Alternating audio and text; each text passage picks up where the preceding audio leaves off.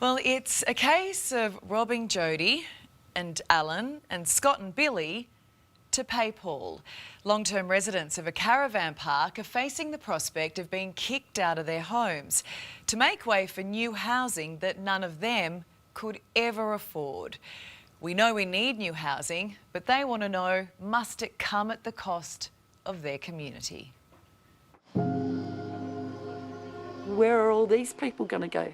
Because there's nothing to rent that anyone can afford out there. My home means the world to me. No one's thinking about anyone else except the mighty dollar. We're in deep shit. Oh, bloody hell, yeah. There's Trix and Jody, neighbours and good friends. There's Alan. He could look out onto his bush view for hours. This is Billy. He's lived here for more than 20 years. And Scott just loves his community.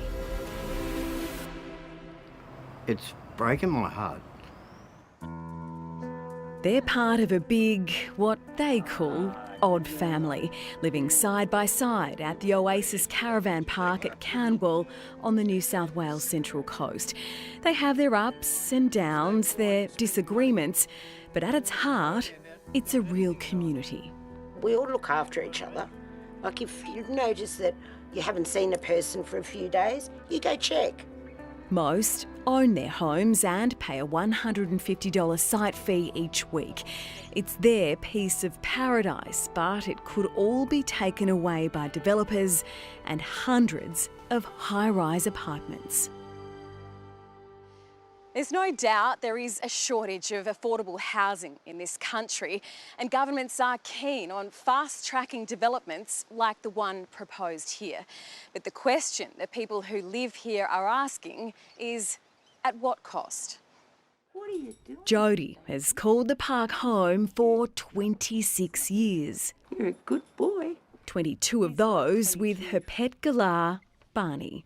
Hi, how you going? Good, darling. How are you? Good, thank you. I haven't seen you for a while. Oh dear, we need to catch up. I know. Jody's great mate Trix bought her place 23 years ago. Yes. I just don't know why they can't find a vacant piece of land, there's plenty of it around, and build on that and leave us alone, basically. Living in a caravan park, they've become used to all sorts of names. Trailer trash. And they'd be surprised there's lawyers, doctors, nurses, all sorts of people that live or have lived here. Doesn't make you different, doesn't make you less than. The thought of being booted out of their homes is frightening. I know, it just scares me so much. We've got to live with this hanging over our head, not knowing when the axe is going to fall. Ray is living with terminal lung cancer. Just walking a few metres can leave him without breath. Doesn't take much anymore. It was his plan to leave his cabin to his family. That property is my two daughters' inheritance. But once we found out what they were going to do to the park here, that's virtually blown that out of the water for their inheritance. The developer Vivacity has its eye on all 145 homes in this park.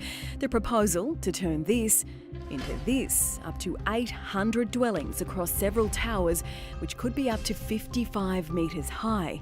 The site is one of 5 handpicked for rezoning by the New South Wales Government to fast-track the construction of thousands of homes across the state.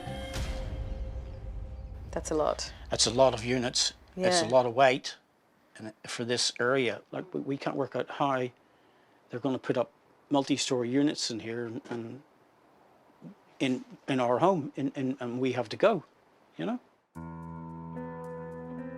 15% of the new development would be affordable and social housing, and the developer says it will assist the current residents to find somewhere else to live, but they don't want to move. and they're not going quietly. It's as you said, it's your castle, isn't it? Well, it is, you know, like the old show. It is. It is, you know, but it brings back memories watching that, yeah, so, but it's true. No?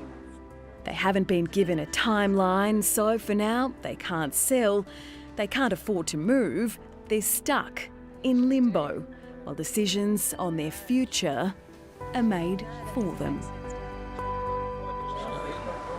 I don't know, there's not much I can do about it, except we all stick together and do the best we can. Fight them every way we can. And that's what I intend to do. The developer has told us they've been meeting one-on-one with residents and it has promised no one will be left homeless.